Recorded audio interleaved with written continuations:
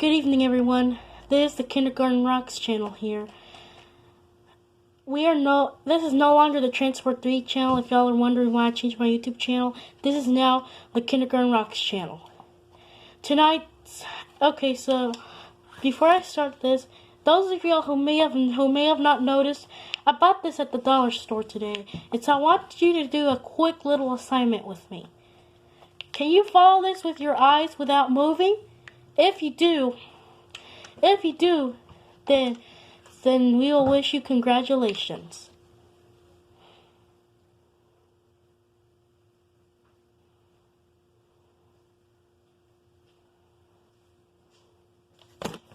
Congratulations, y'all actually did it. Anyways, today's book is called Frindle by Andrew Clements. Chapter 6, The Big Idea. 3 things happened. Later that same afternoon, Nick and Janet Fisk had missed the bus because of a school newspaper meeting, so they walked home together. They were seeing who could walk along the curb without falling. It took a lot of contractions, and with Janet stepped off the street, Nick saw, "That's points for me. 3 points for me." But Janet said, "I didn't fall. I saw some things. Look." She bent down and picked up a gold ballpoint pen, the fancy kind. That was the first thing.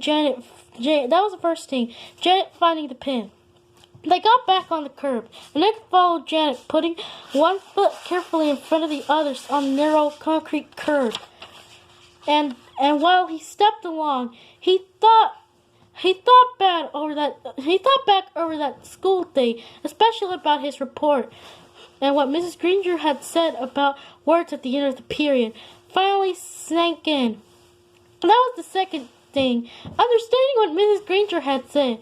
She had said, "Who says dog means dog?" "You do, Nicholas. You do, Nicholas," he repeated to himself. "I do?" Nick thought, still putting one foot in front of the others, following Janet. What does that mean? And then Nick remembered something.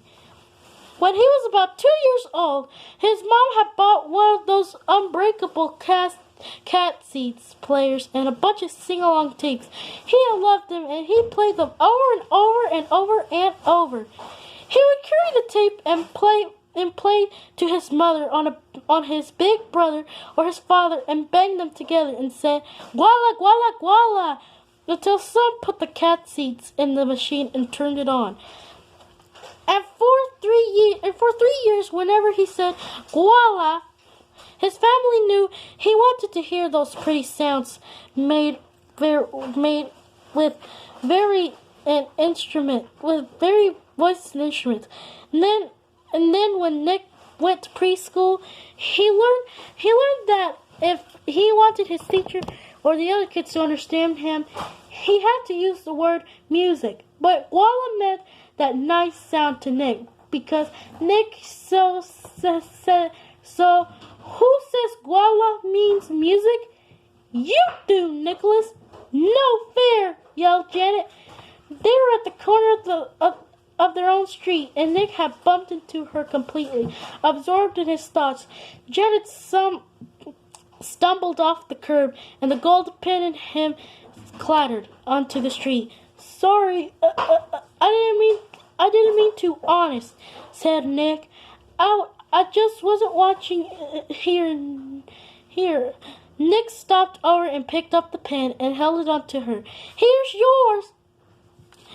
And that's when the third thing happened. Nick didn't say pen. Instead, he said, "Here's your Frindle." Frindle. Janet took her pen and looked at him like he was nuts. She wrinkled her nose and said, "What's a Frindle?" Nick grinned and said, "You'll find out. See you later." It was there at the corner of Spring Street and South Grand Avenue, 1 block from home, on a September afternoon. That's when Nick got the big idea.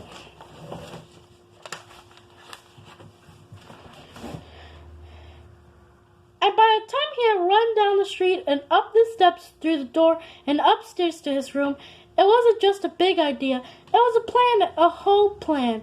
just beginning for Nick to put into his action. And Action was Nick's middle name. The next day after school, the plan began. Nick walked into the penny pantry store and asked the lady behind the counter for a Frindle. She squinted at him. A what? A Frindle. Please, a black one.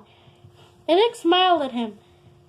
She leaned over close and admired one ear at him. You want what? A Frindle.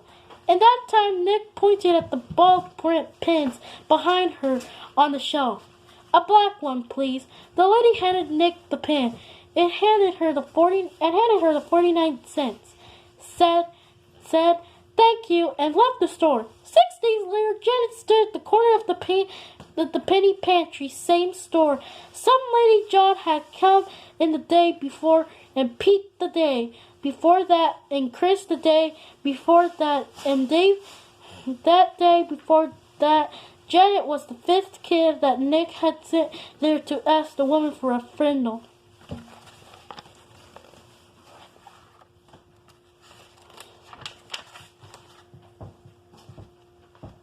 And when she asked, the lady reached right for the pen and said, blue or black? Nick was standing one aisle away at the candy racks and was grilling. Frindle was a real word. It meant pin. Who says Frindle means pin? You do, Nicholas. Half an hour later, a group of serious 5th graders had a meeting in Nick's playroom. It was John, Pete, Dave, Chris, and Janet. Add Nick and that 6 kids. Secret Games agents. They held up their pens, they held up their right hands and read this oath Nick had written out. From this day on and forever, I will never use the word pen again. Instead, I will use the word Frindle, and I will do everything possible so others will too. And all six of them signed the oath with Nick's Frindle. That plan would work. Thanks, Mrs. Granger. Chapter 7, Word Wars.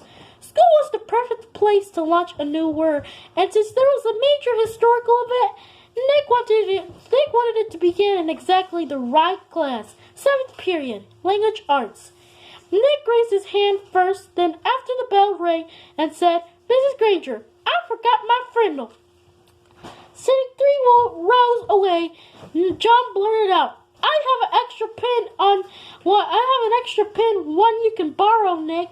Then John made a big show of looking for something in his backpack. I think I have an extra Frindle, I mean.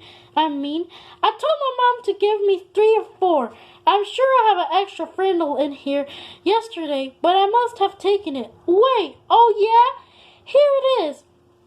And then John made a big show of throwing it over to Nick, and Nick missed it on purpose. Then he made a big show of finding it. Mrs. Granger and every kid in the class got the message loud and clear. The black plastic thing that Nick borrowed from John had a funny name, a different name, a new name, Frindle. There was a lot of giggling, but Mrs. Granger turned up the power in her eyes and swept the room into silence.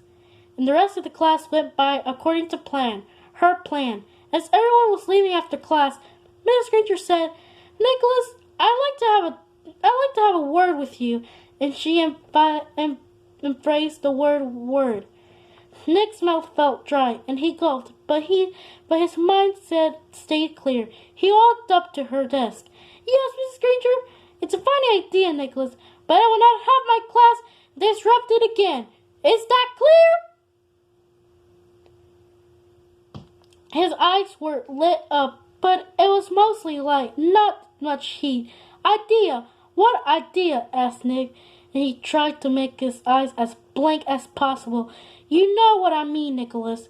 I am talking about the performance that you and John gave me at the start of class.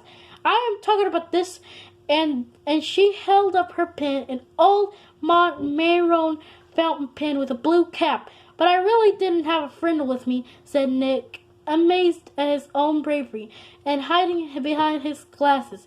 Nick kept his eyes wide and blank.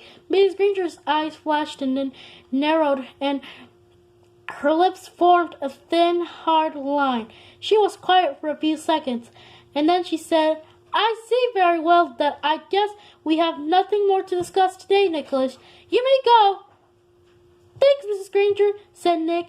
He grabbed his backpack and headed for the door. And when he was just stepping into the hallway, he said, and I promise I won't ever forget my Frindle again. Bye! Well, guys, I hope you enjoyed chapters 6 and 7 of Frindle. I'm glad I did not lose my breath during the book like last time, but that was because I ate too much food today.